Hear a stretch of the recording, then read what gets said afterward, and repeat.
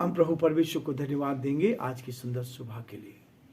परमेश्वर ने ये दिन हमें दिखाया, इसके लिए परमेश्वर का धन्यवाद। आज हम इस पृथ्वी पर जीवित हैं, ये उस परमेश्वर की दया है। और इसलिए आज लिविंग क्रिश्चियन मूवमेंट फेलोशिप की ओर से आप सभी का स्वागत और वेलकम है। प्रभु इस सेवकाई में आपको बहुत इस्तेमाल करे और प्रभु का हाथ आप सबके साथ बना रहे और हम और अधिक एक दूसरे के साथ जुड़े रहकर परमेश्वर की महिमा कर सके। प्रियो, आज के दिन की शुरुआत हम परमेश्वर के वचन के साथ करना चाहते हैं ताकि वचन हमारे जीवन में काम करता जाए और हम प्रभु की महिमा कर सके। प्रकाशित वाक्य का 12वां अध्याय का अध्ययन हमने शुरू किया था और हम देख रहे थे परमेश्वर की वाचा। आज वचन को मैं आपके सामने पढ़ना चाहूंगा। पहले 4 पद पढ़ूंगा। प्रकाशित वाक्य 12वां अध्याय उसके पहले पद से लेकर 4 पद तक। कल हमने 6 पद तक पढ़ा था। आज हम धीरे धीरे इसको पढ़ के आगे बढ़ेंगे ताकि एक एक चीज को हम समझ सकें। स्त्री और अजगर। फिर स्वर्ग में एक बड़ा चिन्ह दिखाई दिया, अर्थात एक स्त्री जो सूर्य उड़े हुई थी और चांद उसके पांव तले था और उसके सिर पर 12 तारों का मुकुट था। वह गर्भवती हुई और चिल्लाती थी क्योंकि प्रसव की पीड़ा में थी। एक और चिन्ह स्वर्ग में दिखाई दिया और देखो, एक बड़ा लाल अजगर था जिसके 7 सिर और 10 सींग थे और उसके सिरों पर 7 मुकुट थे। उसकी पूंछ ने आकाश के तारों की 1/3 को खींचकर पृथ्वी पर डाल दिया। वह अजगर उस स्त्री के सामने जो जच्चा थी खड़ा हुआ कि जब वह बच्चा जने तो वह उस बच्चे को निगल जाए। परमेश्वर अपने इस वचन के पढ़े और सुने जाने पर आशीष दे। आमीन। दुआ करेंगे। हमारे जीवते और सच्चे विश्वास के योग्य परमेश्वर, बड़े आदर के साथ, दीनता के साथ आपके चरणों में झुके प्रभु जी। आज के इस दिन के लिए धन्यवाद, धन्यवाद, धन्यवाद। जो दिन आपने हमें दिया कि प्रभु आज के दिन में हम आपकी तारीफ कर सकें, आज के दिन में हम आपके वचन को बता सकें, आपकी महिमा कर सकें और आपके नाम को धन्य कह सकें। पिताजी, हम आपसे प्रार्थना, आपसे विनती करते हैं, हमारे जीवनों को अपने हाथों में ले ताकि हम आपकी महिमा कार बन सकें और जो आपकी योजना है, जो आपकी इच्छा प्रभु जी, वो हमारे जीवनों से पूरी की जाए। धन्यवाद हो, धन्यवाद हो, धन्यवाद हो कि आपने हमसे बेहद प्यार किया। आप दयालु पिता हैं, आप विश्वास के योग्य परमेश्वर हैं, अद्भुत युक्ति करने वाले पराक्रमी परमेश्वर। हम आपसे प्रार्थना, आपसे विनती करते हैं, आपकी दया दृष्टि साथ बनी रहे, अंधकार की दुष्ट की ताकत दूर की जाए। प्रार्थना विनती करते हैं प्रभु, आपकी सुरक्षा हर कदम पर मिले। हम प्रार्थना करते हैं प्रभु, हमारे प्रदेश राजस्थान के लिए इस पर आपकी आशीष हो। यहाँ के मुख्यमंत्री अशोक गहलोत जी पर आपकी आशीष चाहते हैं। आत्मा से भर, सामर्थ से भर, हर परेशानी से, कठिनाई, दुख और मुसीबत से बचाए। आपकी दया दृष्टि साथ बनी रहे ताकि पूरी तरह से आपकी महिमा कान बन सके। हम प्रार्थना विनती करते हैं प्रभु जी, राजकुमार जी के लिए के भी साथ उनकी मदद कर, आपका हाथ उनके साथ ही बना रहे। हम प्रार्थना करते हैं पिता परमेश्वर, अनिल राठी जी के लिए, उनको भी आपके हाथ में सौंपते हैं। इस समय जब वो वेंटिलेटर पे प्रभु, हम आपसे दया की भीख मांगते प्रभु, आपका हाथ उन पर चाहते पिता, आपकी दया दृष्टि उन पर चाहते प्रभु जी। आप उनको छू ले प्रभु जी, उनको जीवन दान दे प्रभु जी, आपका दया का हाथ उन पर बना रहे। डॉक्टर्स को, नर्सिस को आपके हाथ में सौंपते हैं, आपकी ओर से ज्ञान और बुद्धि मिले ताकि सही ट्रीटमेंट हो प्रभु जी और वो स्वस्थ होकर अपने परिवार के लिए आशीष का कारण बन सके। हम बड़े आदर के साथ हम सभी को भी आपके हाथ में सौंपते हैं। हमारे देश के लिए, देश के प्रधानमंत्री के लिए, देश के राष्ट्रपति के लिए प्रार्थना करते हैं, उन पर भी आशीष हो प्रभु जी। हर एक को आपके हाथ में सौंपते हैं, विनती को यीशु के नाम से मांगते हैं। आमीन।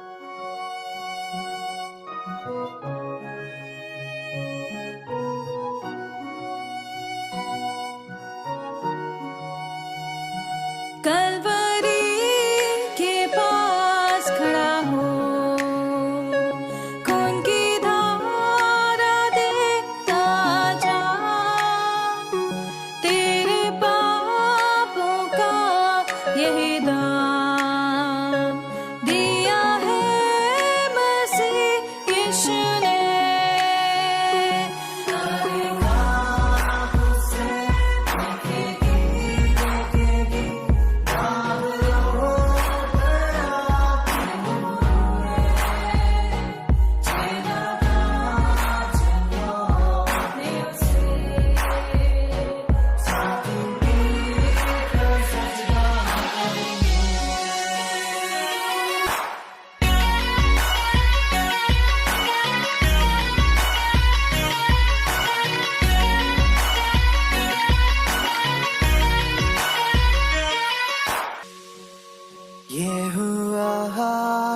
तेरे लिए। तूने भी उसे छेड़ा था, फिर भी प्यार से वो बुलाता। जाता क्यों नहीं तू उसके पास, फिर भी प्यार से वो बुलाता। जाता क्यों नहीं तू उसके पास।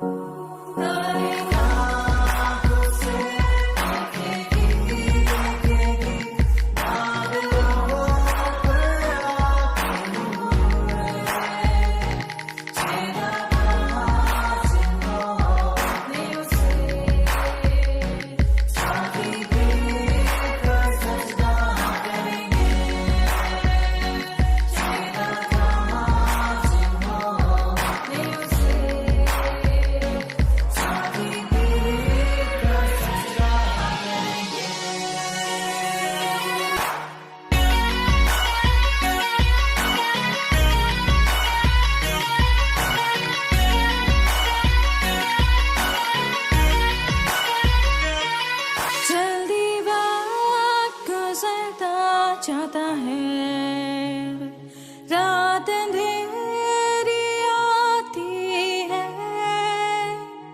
तौबा कर दरवाजा होगा बंद, कुछ ना होगा फिर पछताने से। तौबा कर दरवाजा होगा बंद, कुछ ना होगा फिर पछताने से।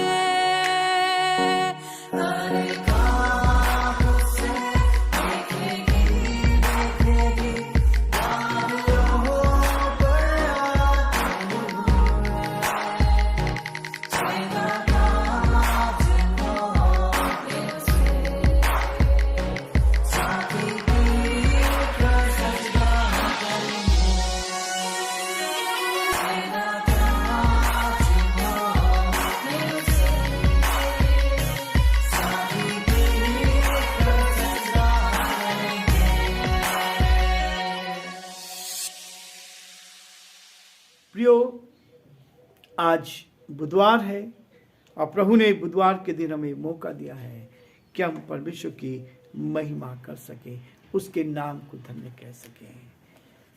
हमने देखा था वाचा, परमेश्वर वाचा का परमेश्वर है। मनुष्य के साथ वो वाचा बांधता है और 8 वाचाओं की बात हम कर रहे थे, जिनमें से 2 वाचा जो पहले उसने अदन की बारी के साथ बांधी थी, उसके साथ उसने आदम के साथ ये वाचा बांधी थी। और उसके बाद उसने क्या किया, उत्पत्ति 18 अध्याय में तीसरी वाचा उसने नूह के साथ बांधी थी। तीसरी वाचा नूह के साथ बांधी और नूह ने परमेश्वर के लिए काम किया। और 9 अध्याय में, उत्पत्ति के 9 अध्याय में पढ़ते हैं, अब्राहम के साथ चौथी वाचा बांधी थी। ये वाचाएं परमेश्वर अपने लोगों के साथ, जो धर्मी थे, जो उसके साथ चल रहे थे, जो उसकी इच्छा को पूरा कर रहे थे, उनके साथ उसने वाचा को बांधा, एग्रीमेंट किया। और ये एग्रीमेंट परमेश्वर जब बांधता है तो उसको पूरा करता है। अब्राहम के साथ किया, वो चौथी वाचा ये थी। और उसके बाद हम देखते हैं उत्पत्ति उसके 12वें अध्याय में जो 5वीं वाचा बांधी गई, मूसा के साथ बांधी गई। परमेश्वर मुझे और आपको वाचाओं से बांधता है।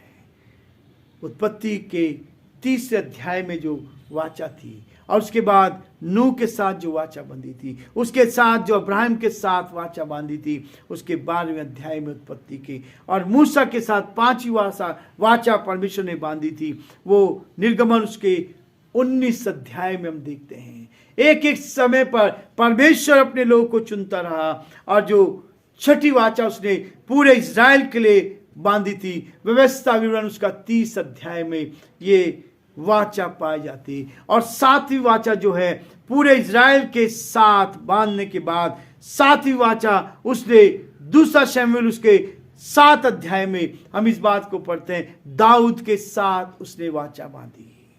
परमेश्वर वाचा का परमेश्वर है। और आखिरी वाचा जो 8वीं वाचा थी, वो प्रभु यीशु मसीह ने अपने लहू के द्वारा अपने विश्वासियों के साथ नई वाचा बांधी थी। नई वाचा बांधी थी। ये 8 वाचा थी। यीशु मसीह ने अपने चेलों के साथ इस वाचा को बांधा था। जब तक मैं ना हूं तब तक ये प्रभु भोज के लिए ये वाचा बांधे। प्रियो, भयंकर दंड आने वाला है। भयंकर दंड आने वाला है। जो स्थिति यहां हम पढ़ रहे हैं, 12वें अध्याय में हम इस बात को पढ़ रहे हैं, भयंकर दंड आने वाला है। परमेश्वर बार बार स्मरण दिला रहा है कि परमेश्वर वाचा का परमेश्वर है, उसके ताकि मानव परमेश्वर के साथ अपना संबंध बना ले, मनुष्य परमेश्वर के साथ अपने रिश्ते को बना ले। प्रियो, ये बार बार इस बात को दर्शाता है। समय समय पर उसने वाचाएं बांधी है, और इसलिए बांधी है, इसलिए प्रकाशित वाक्य 12 और 13 अध्याय में 7 अलग अलग व्यक्ति हैं, अर्थात व्यक्तियों का जो वर्णन किया गया है इन 2 अध्यायों में, पहले 12वें अध्याय में और 13वें अध्याय में 7 ऐसे व्यक्तियों के साथ हैं जो अलग अलग रूप से दिखाए गए हैं। यहां लिखा है, फिर स्वर्ग में एक बड़ा चिन्ह दिखाई दिया, अर्थात एक स्त्री जो सूर्य ओढ़े हुई थी।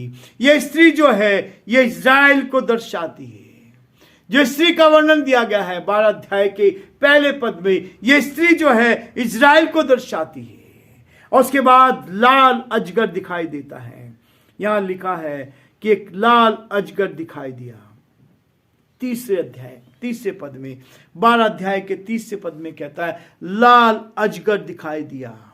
और इस बात को दर्शाया गया है इज़राइल के बारे में क्या है, दूसरा है पुत्र के बारे में। और यह है 12 अध्याय के 5 पद में, जो पुत्र जनी, 5 पद में लिखा है, वह बेटा जनी जो लोहे का दंड ले हुए था और सब जातियों के ऊपर। प्रियो, ये अलग अलग पुरुषों को या व्यक्तियों को दर्शाया गया है। मिकाएल जो है ये प्रधान स्वर्गदूत 12 अध्याय के 7 पद में बताया गया है। और उसके बाद पशु समुद्र में से निकला, मसीह विरोधी, इसके बारे में बताया गया। और आखिरी 7वीं बात है, पशु पृथ्वी में से निकला, झूठा भविष्यद्वक्ता। ये 13वें अध्याय के 11 पद में इस चीज को हम पढ़ते हैं। प्रियो, वचन कहता है, प्रकाशित वाक्य के 12वें अध्याय के 5 और 6 पद में कहता है, कौन शासन करेगा, कौन शासन करेगा, किसको अधिकार मिलेगा इस पृथ्वी पर। इस्राएल जाति में से निकलने वाला प्रभु यीशु मसीह यहूदियों में से निकला, इस्राएल में से निकला, वो शासन करेगा। इन 2 पदों में पूरे इतिहास को समेटा गया है। ये 2 पद इस बात को कहते, 5 और 6 पद में स्पष्ट किया क्या, वह बेटा जनी जो लोहे का दंड लिए हुए सब जातियों पर राज्य करने पर था। और वह बच्चा एकाक परमेश्वर के पास और उसके सिंहासन के पास उठाकर पहुंचा दिया गया। यीशु मसीह इस संसार में आया, उसने पूरी समस्त जाति के लिए, सारी मानव जाति के लिए उसने अपने आप को बलिदान किया, और बलिदान करके क्रूस पे चढ़ाया गया, और 30 दिन जीवित हो उठा, और आज स्वर्ग में बैठा है। एक का एक दर्शन दिया जा रहा है, ये दर्शन दिया जा रहा है, और इज़राइल जाति में से ये होगा। इन 2 पदों में प्रभु सारे इतिहास को समेट रहा है, इन सारी बातों को लेकर आया, जिसमें उठाया जाना है, इज़राइल का बिखराव है और इत्यादि बातें सम्मिलित है, सब कुछ इसमें सम्मिलित है। लेकिन प्रियो, हम इस बात को देखते हैं, मैंने इससे पहले भी बताया था, सन 70 के बाद इज़राइली दुनिया भर में फैल गई थी। सन 70 के बाद यीशु मसीह को क्रूस पर चढ़ाया था उन लोगों ने, यहूदी लोगों ने, उसी के लोगों ने, उसी धर्म में पैदा हुआ, यहूदी धर्म में पैदा हुआ, जो उस समय उच्च कोटि का था। लेकिन उन लोगों ने उसको क्रूस पे चढ़ाया, और सन 70 में उन्होंने इस बात को कहा था, इसका लहू, उससे पहले जब क्रूस पे चढ़ाया गया था तो उन्होंने कहा, इसका लहू हम पर और हमारी संतान पर होगा। सन 70 में सब अलग अलग देशों में फैल गई। कुछ इजरायली दुनिया भर में भटकते फिरे। कुछ इजरायली 2000 वर्ष पहले केरल आए थे, साउथ में आए थे। इजरायली लोग 2000 साल पहले इजराइल में आए थे, उन्होंने वहां आराधनालय बनाया जो आज भी है। जो आज भी वहां पर है। इन्हीं लोगों ने प्रभु यीशु मसीह के क्रूस पर चढ़ाने के लिए यह कहा था, इसका लहू हम पर और हमारी संतान पर होगा, और इसका दंड वे भुगत रहे हैं, आज भी भुगत रहे हैं। इसका दंड वो भुगतते चले जा रहे हैं। शैतान ने बार बार इज़राइल को नष्ट करने का प्रयास किया, इज़राइल को समाप्त करने का प्रयास किया, परंतु प्रभु ने उन्हें बचाए रखा। प्रभु ने उनको बचाए रखा, और न केवल बचाए रखा, आज भी दंड उन पर है, परंतु अनुग्रह भी है। परमेश्वर का अनुग्रह उन पर है, जो 12वें अध्याय की 7 और 10 पद में कहता है, परमेश्वर का अनुग्रह उनके ऊपर बना हुआ है। प्रियो, जो 7 से 10 पद में लिखा है, में ऐसे युद्ध का वर्णन है जो स्वर्ग में हुआ, और इस युद्ध में शैतान अर्थात इब्लीस को स्वर्ग से नीचे गिरा दिया गया। शैतान को नीचे गिरा दिया गया, और प्रभु यीशु मसीह ने एक बार कहा था, मैं शैतान को बिजली के समान आकाश से गिरते हुए देख रहा हूं। लूका उसका 10 अध्याय और उसके 18 पद में बहुत ही स्पष्ट रीति से लिखा गया। प्रियो, ये जो प्रकाशित वाक्य का लेखक है, परमेश्वर की आत्मा से इन सब बातों को स्पष्ट करता जा रहा है। लूका उसका 10 अध्याय और उसके 18 पद में प्रभु यीशु मसीह ने इस बात को स्पष्ट किया था, जो यहाँ परमेश्वर यूहन्ना को दिखा रहा है। और इसी बात को जो लूका उसके 10 अध्याय और उसके 18 पद में देखिए, परमेश्वर का वचन कहता है, वे 70 आनंद करते हुए लौटे और कहने लगे, हे प्रभु, तेरे नाम से दुष्ट आत्माएं हमारे वश में है। उसने उनसे कहा, मैं शैतान को बिजली के समान स्वर्ग से गिरा हुआ देख रहा हूं। शैतान को स्वर्ग से बिजली के समान गिरते हुए देख रहा हूं। और यहां लिखा है 7 पद में, प्रकाशित वाक्य 12 का 7 में लिखा है, फिर स्वर्ग में लड़ाई हुई, मिकाएल और उसके स्वर्गदूत अजगर से लड़ने को निकले, और अजगर उसके दूत उससे लड़े, परंतु प्रबल ना हुए, और स्वर्ग में उनके लिए फिर जगह न रही, नीचे गिरा दिया गया। परमेश्वर हमारी सहायता करे। प्रियो, शैतान कभी भी प्रबल नहीं हो सकता। यही शैतान विश्वासियों को परमेश्वर से अलग करने का काम करता है। शैतान कभी भी जीत नहीं पा सकता। अपनी कार्य प्रणाली में हमें भरमा लेता है।